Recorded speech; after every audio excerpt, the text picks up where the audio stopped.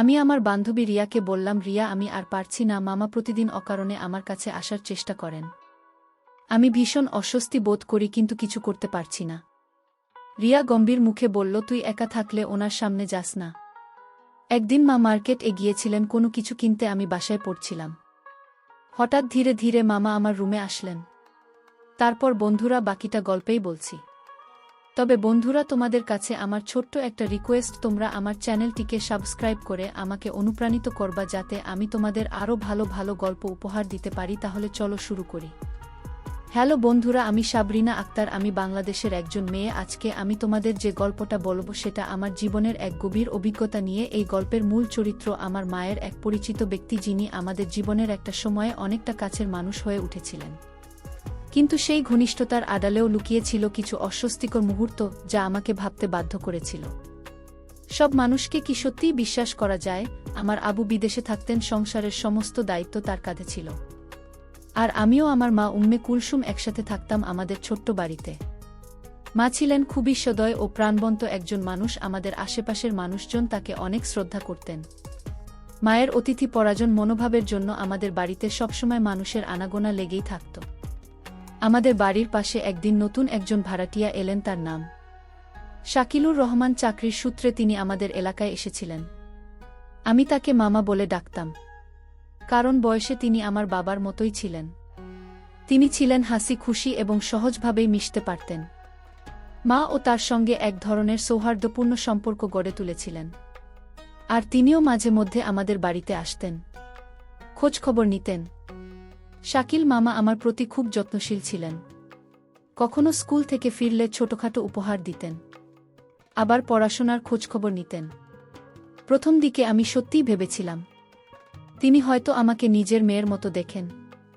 আমি তাকে সম্মান করতাম এবং সহজভাবে মিশতাম। কিন্তু কিছু সময় পর আমি বুঝতে পারি তার আচরণে একটা অদ্ভুত পরিবর্তন আসছে। মাঝে মাঝে তার দৃষ্টিভঙ্গি আমাকে অস্বস্তিতে ফেলত। আমি কিছুটা বিভ্রান্ত হয়ে পড়ি। এই আচরণ কি স্নেহের প্রকাশ নাকি অন্য কিছু? আমি নিজেকে বোঝানোর চেষ্টা করতাম, হয়তো আমি ভুল বুঝছি। একদিন মা বাইরে ছিলেন আর আমি বাড়িতে একা ছিলাম। হঠাৎ মামা এসে হাজির হলেন। বললেন তিনি মায়ের জন্য কিছু এনেছেন। আমি স্বাভাবিকভাবে তাকে বসতে বলি, কিন্তু তার কথাবার্তা, দৃষ্টিভঙ্গি সবকিছু মিলিয়ে আমার মধ্যে একটা অস্বস্তি তৈরি হয়। আমি চেষ্টা করছিলাম স্বাভাবিক থাকতে, কিন্তু বুঝতে পারছিলাম পরিস্থিতি স্বাভাবিক নেই। আমি তাড়াতাড়ি রান্নাঘরে চলে যাই, বলি চা বানাতে যাচ্ছি। ভেতরে একরকম অজানা উদ্বেগ কাজ করছিল। হঠাৎ দেখি মামাও রান্নাঘরের দিকে এলেন। তিনি আমাকে উদ্দেশ্য করে বলেন, সাবরিনা তুমি খুব ভালো মেয়ে, আমি তোমাকে খুব পছন্দ করি। তার কথায় এক ধরনের অস্বস্তিকর ঘনত্ব ছিল। আমি কোনোমতে হেসে পরিস্থিতি সামাল দিই এবং বলি, মামা আপনি বসুন, আমি চা নিয়ে আসছি। সেদিন আমি নিজেকে যতটা সম্ভব শান্ত রেখে পরিস্থিতি সামাল দিয়েছিলাম।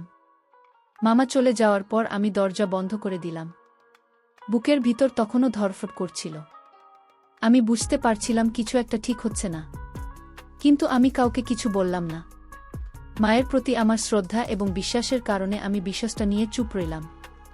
কিন্তু মনে মনে সিদ্ধান্ত নিলাম, ভবিষ্যতে আমাকে আরও সচেতন থাকতে হবে। সেদিনের ঘটনার পর আমার মনের ভেতর এক ধরনের অস্থিরতা কাজ করছিল।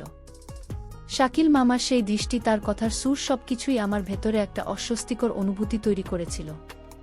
আমি সিদ্ধান্ত নিয়েছিলাম এই বিষয়টি নিয়ে এখনই কাউকে কিছু না বলে পরিস্থিতি পর্যবেক্ষণ করব।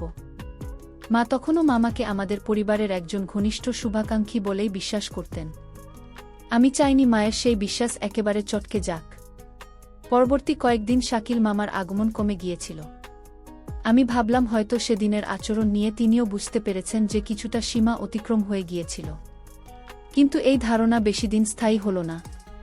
এক সন্ধ্যায় যখন মা ঘরে ছিলেন, আমি আমার ঘরে বই পড়ছিলাম।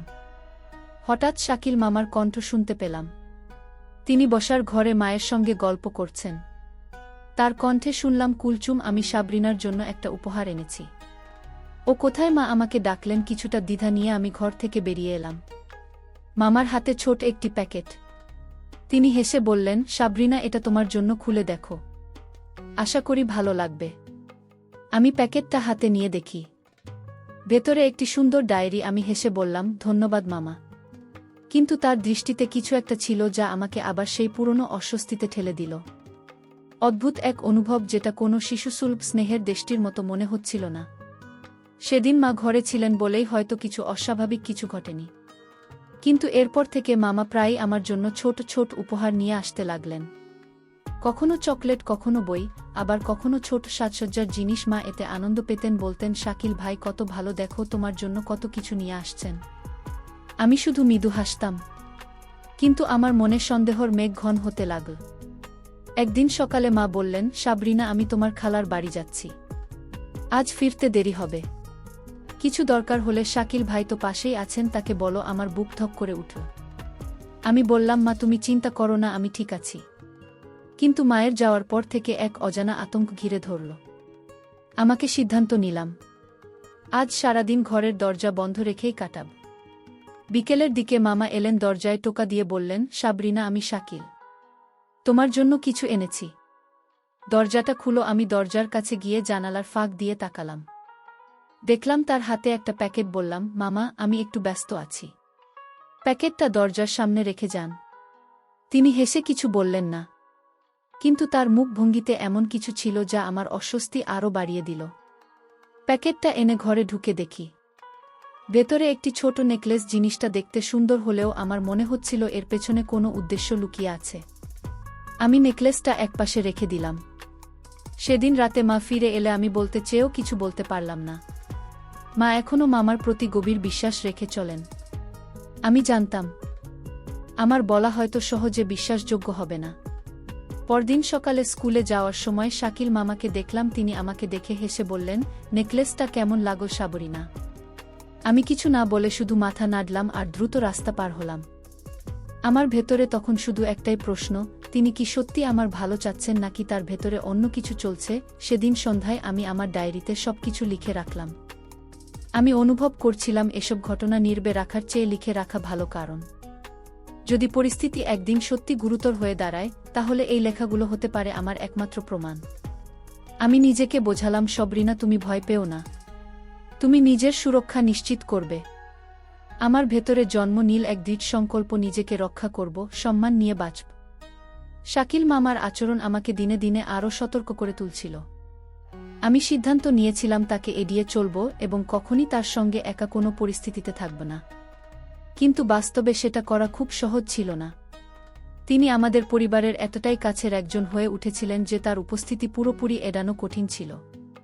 মা তার প্রতি অগাধ আস্থা রাখতেন, আর আমি এখনও সেই আস্থা ভাঙার মতো শক্তি খুঁজে পাইনি। একদিন সকালে আমি স্কুলের জন্য তৈরি হচ্ছিলাম। মা তখন রান্নাঘরে ব্যস্ত। হঠাৎ দেখি শাকিল মামা আমাদের বাড়িতে এলেন। তিনি মায়ের সঙ্গে গল্প করতে করতে আমার দিকে তাকালেন সেই অস্বস্তিকর দৃষ্টিতে। বললেন, সাবরিনা, আজ স্কুলে যাচ্ছ? আমারও এদিকে যেতে হবে, চাইলে একসাথে যাই। আমার মনটা অস্থির হয়ে উঠল। আমি দ্রুত জবাব দিলাম, না মামা, আমার বান্ধবী আসছে, আমরা একসাথে যাব। মা হেসে বললেন, শাকিল ভাই, আপনি তো খুব খেয়াল রাখেন আমাদের সবার। আমি শুধু মাথা নেড়ে তাড়াতাড়ি বাড়ি থেকে বেরিয়ে পড়লাম। স্কুলে গিয়েও মন বসছিল না। আমি আমার ঘনিষ্ঠ বান্ধবী রিয়ার কাছে শাকিল মামার সম্পর্কে কিছু বলতে চাইলাম, কিন্তু শুরুটা করতে পারছিলাম না। শেষ পর্যন্ত বললাম, রিয়া, একটা সমস্যা হচ্ছে। আমাদের পাশের বাড়ির মামা, উনি আমার প্রতি একটু বেশি নজর দেন। আমি অস্বস্তি বোধ করি। রিয়া একটু থেমে বলল, সাবরিনা, তুই সাবধানে থাক, এইসব জিনিস হালকাভাবে নিস না, তোর মাকে বলা যায় না। আমি বললাম, মা ওনাকে খুব বিশ্বাস করে, তাই কিছু বললে হয়তো বিশ্বাসই করবে না। রিয়া বলল, তাহলে তুই কখনো একা থাকিস না, আর কিছু হলে আমাকে জানাস। রিয়ার কথাগুলো আমাকে কিছুটা সাহস দিল। আমি মনে মনে স্থির করলাম, এখন থেকে আমি আমার প্রতিটি পদক্ষেপ খুব সতর্কভাবে চালাব। সেদিন বিকেলে বাড়ি ফিরে দেখি শাকিল মামা এসেছেন, মার সঙ্গে বসে আছেন। আমাকে দেখে বললেন, সাবরিনা, এই নাও, তোমার জন্য কিছু ফল এনেছি। আমি বিনয়ীভাবে ধন্যবাদ দিয়ে প্যাকেটটা নিয়ে চুপচাপ ঘরে ঢুকে পড়লাম। আমি আর আগের মতো স্বাভাবিকভাবে তার সঙ্গে কথা বলতে পারছিলাম না। কয়েকদিন পর একটা ঘটনা আমার সন্দেহকে আরও দৃঢ় করে তোলে। মা একদিন বললেন, সাবরিনা, আমি পাশের গ্রামে যাচ্ছি, তোমার মামির বাড়ি, তুমি বাড়িতে থাকো। আমি শাকিল ভাইকে বলে দিয়েছি। মাঝে মধ্যে খোঁজ নিতে আমি চিন্তিত হয়ে জিজ্ঞেস করলাম, মা, আমি কি তোমার সঙ্গে যেতে পারি? মা হেসে বললেন, না মা, তোমার তো স্কুল আছে। তাছাড়া শাকিল ভাই তো পাশেই আছেন। আমি আর কিছু বলতে পারলাম না। মায়ের যাওয়ার পর আমার ভিতরে একটা অজানা ভয় কাজ করতে লাগল। কিছুক্ষণ পর শাকিল মামা এলেন, দরজায় টোকা দিয়ে বললেন, সাবরিনা, তোমার মা বলেছেন তোমার খবর রাখতে আমি এসেছি। আমি দরজা পুরো খুললাম না। ফাঁক করে দাঁড়িয়ে বললাম, আমি ঠিক আছি মামা, ধন্যবাদ। তিনি হেসে বললেন, একটু ভেতরে আসি, তোমার জন্য কিছু এনেছি। আমি তাড়াতাড়ি বললাম, আমি এখন পড়ছি, খাবারটা রেখে যান। তিনি একটু বিরক্ত মুখে প্যাকেটটা রেখে চলে গেলেন। আমি দরজা বন্ধ করে দিলাম। আমার মন অস্থির হয়ে উঠল। এই আচরণ একেবারেই সাধারণ বা আত্মীয় সুলভ মনে হচ্ছিল না। আমি আমার ডায়েরি খুলে সব লিখে রাখলাম। তার দৃষ্টি, তার প্রতিটি অস্বস্তিকর মুহূর্ত তার উপহার। আমি বুঝে গিয়েছিলাম এই ডায়েরি হতে পারে ভবিষ্যতে সত্যি কিছু হলে আমার একমাত্র ভরসা। সেদিন রাতে মা বাড়ি ফিরলেন। তাকে দেখে আমি কিছুটা স্বস্তি পেলাম, কিন্তু ভেতরে একটা প্রশ্ন ঘুরপাক খাচ্ছিল, আমি আর কতদিন এভাবে নিজেকে চুপ করে রাখব? কখন আমি মাকে সত্যিটা বলতে পারব? আমি জানতাম যদি এই আচরণ চলতেই থাকে তাহলে আমাকে কিছু একটা করতেই হবে। আমি নিজের মনের ভেতর বললাম, সাবরিনা, তুমি দুর্বল হবা না, তুমি নিজেকে রক্ষা করবে, তুমি চুপ থাকবে না। শাকিল মামার আচরণ আমার জীবনে এক ধরনের অদৃশ্য চাপের মতো হয়ে দাঁড়িয়েছিল। প্রতিদিন নিজেকে আরও সতর্ক রাখতাম, কিন্তু তার উপস্থিতি যেন আমাকে ধীরে ধীরে কোণঠাসা করে ফেলছিল। আমি ভাবছিলাম আর কতদিন এভাবে চলবে। মাকে কিছু বলার সাহস পাচ্ছিলাম না, কারণ মা এখনও তাকে পরিবারের ঘনিষ্ঠ মানুষ হিসাবেই দেখতেন।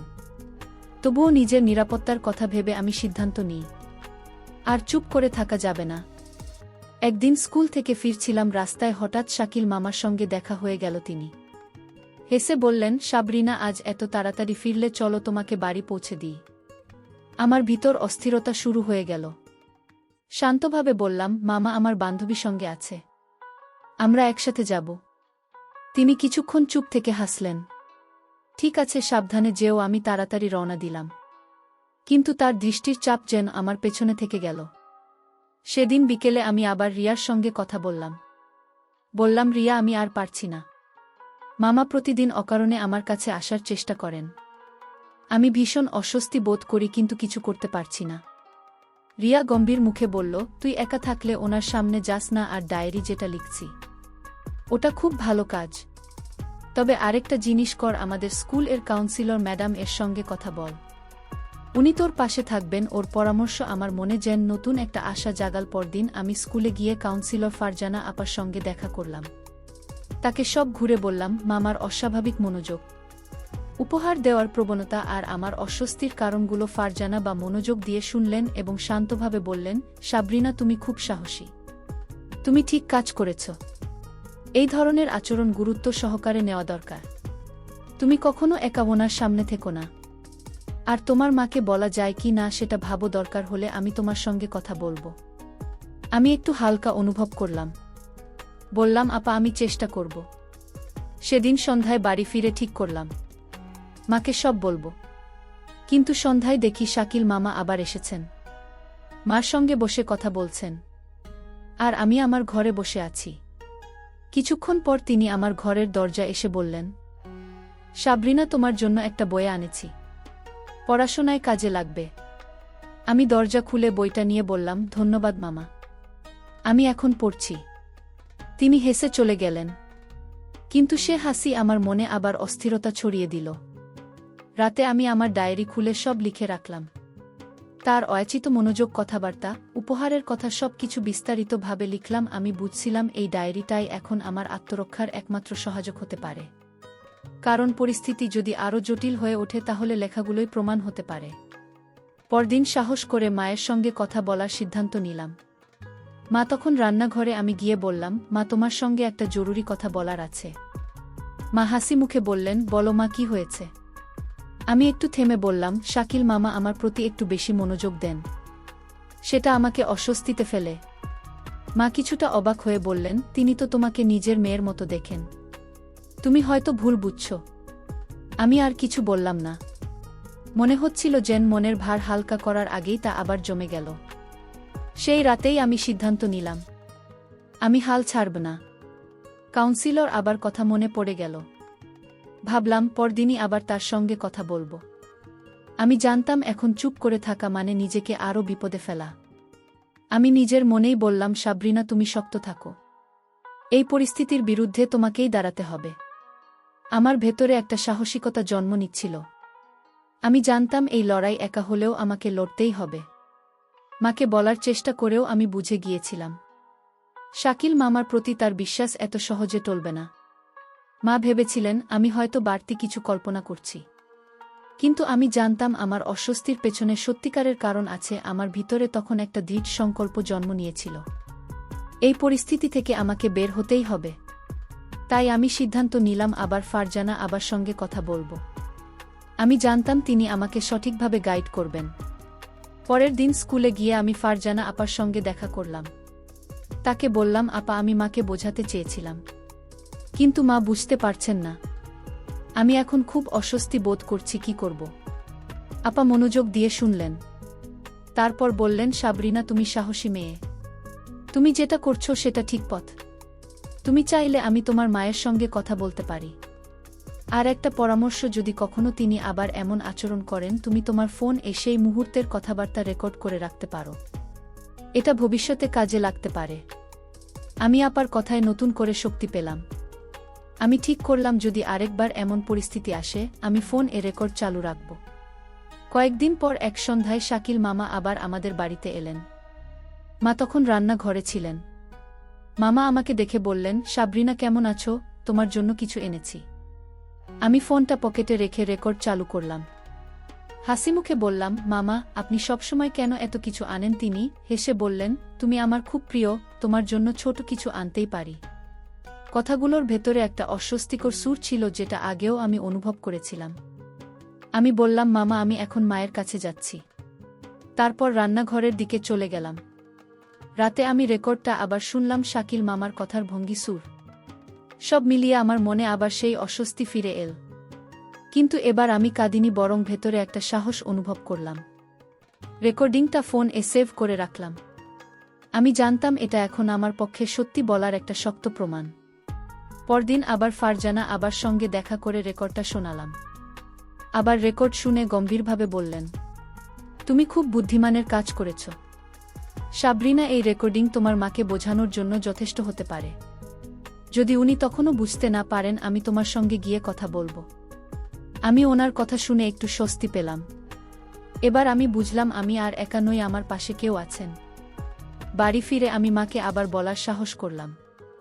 বললাম, মা, আমি যা বলেছিলাম সেটা সত্যি। আমি খুব অস্বস্তি বোধ করি এবং আমি তার কিছু কথাবার্তা রেকর্ড করেছি। তুমি একবার শুনবে? মা একটু অবাক হয়ে ফোনটা নিলেন। রেকর্ডিং শুনে তার মুখ গম্ভীর হয়ে গেল। কিছুক্ষণ চুপ থেকে তিনি শুধু বললেন, সাবরিনা, তুমি ঠিক বলছো, তুমি ঠিক আছো তো?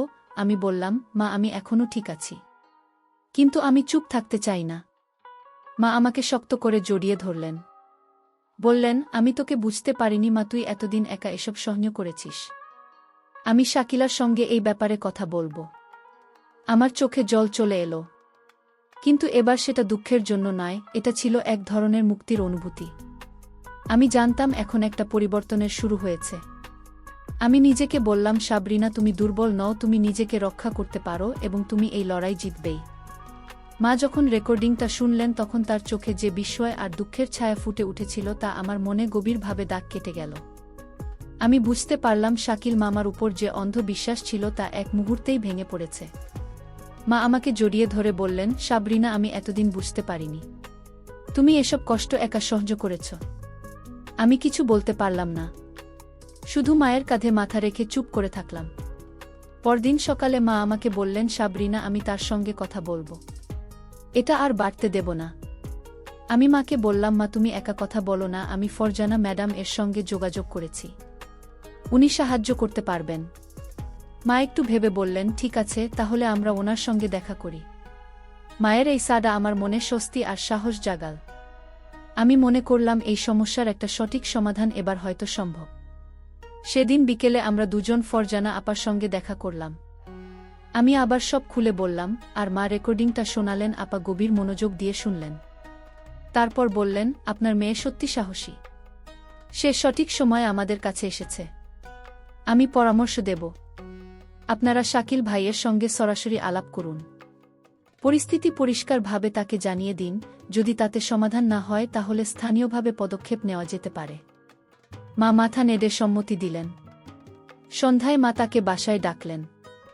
আমি আমার ঘরে ছিলাম, কিন্তু বাইরে থেকে সব শুনছিলাম। মা শান্ত কিন্তু দীর্ঘ কণ্ঠে বললেন, শাকিল ভাই, আমি আপনাকে পরিবারের একজন বলেই বিশ্বাস করতাম, কিন্তু আপনার সাম্প্রতিক আচরণ আমাদের অস্বস্তিতে ফেলেছে। আমি চাই আপনি আর আমাদের বাড়িতে আসবেন না এবং সাবরিনার সঙ্গে একান্তে কোনো কথা বলবেন না। কিছুক্ষণ চুপ থেকে তিনি বললেন, আপা, আপনি হয়তো ভুল বুঝছেন। মা সরাসরি বললেন, এই বিষয়ে আর কোনো ব্যাখ্যা দরকার নেই, আপনি এক্ষুনি বিদায় নিন। তিনি চলে গেলেন। আমি মায়ের পাশে এসে বসলাম। মা আমার হাত ধরে বললেন, তোমাকে আর কখনো এমন পরিস্থিতিতে পড়তে দেব না। আমি চোখে জল নিয়ে বললাম, তুমি পাশে আছো মা, এটাই আমার সাহস। কিন্তু আমার মনে একটা দ্বিধা রয়ে গেল, তিনি কি এত সহজে থেমে যাবেন? পরের কিছুদিন তিনি আমাদের বাড়ির আশেপাশে আসেননি। আমি কিছুটা স্বস্তিতে ছিলাম, কিন্তু মনে হচ্ছিল ঝড় থেমে গেলেও বাতাস এখনো ভারী। আমি ফারজানা আপাকে সব জানালাম। তিনি বললেন, তুমি এখনো সতর্ক থাকবে, কিছু অস্বাভাবিক লাগলে আমাকে জানাবে। আমি ডায়েরিতে প্রতিটা ঘটনা লিখে রাখলাম যেন কিছু ভুলে না যাই। সকালে স্কুলে যাওয়ার পথে হঠাৎ রাস্তায় তার সঙ্গে দেখা হয়ে গেল। তিনি চুপচাপ শুধু তাকালেন, কিছু বললেন না। আমি দ্রুত পথ বদলে ফেললাম। আমার বুক ধুক ধুক করছিল। স্কুলে পৌঁছে আমি ফারজানা আপাকে ফোন করলাম।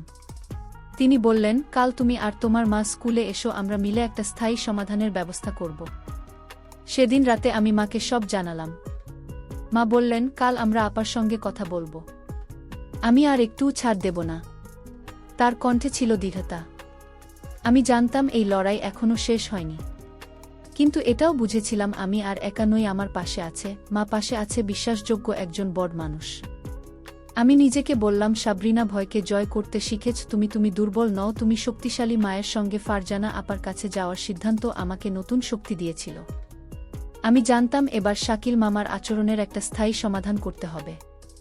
পরের দিন সকালে আমি আর মা স্কুলে গেলাম। ফারজানা পা আমাদের জন্য অপেক্ষা করছিলেন। আমরা তার অফিসে বসে সব খুলে বললাম। আমি আমার ডায়েরির কথা বললাম, রেকর্ডিংটা আবার শোনালাম। মা এবার পুরোপুরি বুঝতে পেরেছিলেন যে শাকিল মামার আচরণ আর কোনোভাবেই মেনে নেওয়া যায় না। ফারজানা আপা বললেন, কুলসুম আপা, আমার পরামর্শ হলো আমরা স্থানীয় নেতা বা কমিউনিটির কাউকে এ বিষয়ে জানাই। শাকিলকে সতর্ক করা হয়েছে, কিন্তু তিনি যদি এখনও না থামেন তাহলে আমাদের আরও কঠোর পদক্ষেপ নিতে হবে। মা মাথা নাড়লেন। তিনি বললেন, আমি চাই না আমার মেয়ে আর ভয় থাকুক। আমি এই বিষয়ে পাড়ার মুরব্বীদের সঙ্গে কথা বলবো। আমি মায়ের কথায় সাহস পেলাম। আমি বুঝলাম এবার আমরা একটা শক্ত অবস্থান নিতে যাচ্ছি। সেদিন বিকেলে মা পাড়ার একজন সম্মানিত মুরব্বী হাজী সাহেবের সঙ্গে কথা বললেন। আমিও সঙ্গে ছিলাম। মা তাকে পুরো ঘটনা খুলে বললেন। আমি আমার ডায়রিয়া রেকর্ডিংটা দেখালাম। হাজী সাহেব খুব মনোযোগ দিয়ে সব শুনলেন। তিনি বললেন, কুলসুম, তুমি ঠিক করেছ আমাকে জানিয়ে, এটা একটা গুরুতর ব্যাপার। আমি শাকিলের সঙ্গে কথা বলবো, এলাকা ছেড়ে চলে যেতে বলবো। আমার মনটা একটু হালকা হলো। আমি বুঝলাম এবার শাকিল মামাকে তার আচরণের জন্য উপযুক্ত শিক্ষা দেওয়া হবে। পরের দিন হাজী সাহেব শাকিল মামাকে ডেকে পাঠালেন। আমি আর মা সেখানে ছিলাম না, কিন্তু হাজী সাহেব পরে আমাদের জানালেন তিনি শাকিল মামাকে কঠোরভাবে সতর্ক করেছেন। তিনি বলেছেন, শাকিল, তুমি যদি এই এলাকায় থাকতে চাও তাহলে তোমার আচরণ ঠিক করতে হবে, আর যদি না পারো তাহলে এই এলাকা ছেড়ে চলে যাও। শাকিল মামা কোনো কথা না বলে চুপ করেছিলেন। হাজী সাহেব আরও বললেন, আমি তোমাকে 1 সপ্তাহ সময় দিচ্ছি। এর মধ্যে তুমি তোমার আচরণ ঠিক না করলে আমরা আরও কঠোর পদক্ষেপ নেব। কয়েকদিন পর আমরা শুনলাম শাকিল মামা তার ভাড়া বাড়ি ছেড়ে অন্য কোথাও চলে গেছেন। আমার মন থেকে যেন একটা ভারী পাথর নেমে গেল। আমি মাকে জড়িয়ে ধরে বললাম, মা, তুমি আমার জন্য এত কিছু করেছ, আমি তোমাকে কখনো ভুলব না। মা আমার কপালে চুমু দিয়ে বললেন, সাবরিনা, তুমি আমার জীবন, আমি তোমার জন্য সব করব। আমি ফারজানা আপা আর হাজী সাহিলের কাছেও কৃতজ্ঞতা জানালাম। তাদের সাহায্য ছাড়া আমি এই বিপদ থেকে বের হতে পারতাম না। এই ঘটনার পর আমি আমার ডায়েরিতে শেষ একটা পাতা লিখলাম। আমি লিখলাম, আমি শিখেছি নিজের নিরাপত্তার জন্য লড়াই করতে হয়। আমি শিখেছি সাহস আর সতর্কতা আমাকে বাঁচিয়েছে। আমি আরও শিখেছি সঠিক সময়ে সঠিক মানুষের কাছে সাহায্য চাওয়া কতটা জরুরি। আমি আমার ডায়েরিটা বন্ধ করে রেখে দিলাম, কিন্তু জানতাম এই গল্প আমার জীবনের একটা বড় অংশ হয়ে থাকবে। এই গল্প থেকে বন্ধুরা আমরা একটা বড় শিক্ষা পেয়েছি। জীবনে অনেক সময় আমরা যাদের উপর ভরসা করি তারা হয়তো আমাদের প্রতি সৎ নাও হতে পারে, কিন্তু আমাদের নিজের নিরাপত্তার জন্য সবসময় সতর্ক থাকতে হবে। যদি কখনো কোনো অস্বস্তিকর পরিস্থিতির মুখোমুখি হও তাহলে চুপ করে থাকবে না, সাহস করে কথা বলো, সাহায্য চাও। কারণ তোমার নিরাপত্তা, তোমার সম্মান, এটা সবচেয়ে গুরুত্বপূর্ণ। আমি সাবরিনা আক্তার আমার গল্প দিয়ে তোমাদের বলতে চাই, নিজেকে ভালোবাসো, নিজেকে রক্ষা করো, কখনো ভয় পেয়ে হাল ছেড়ে দিও না।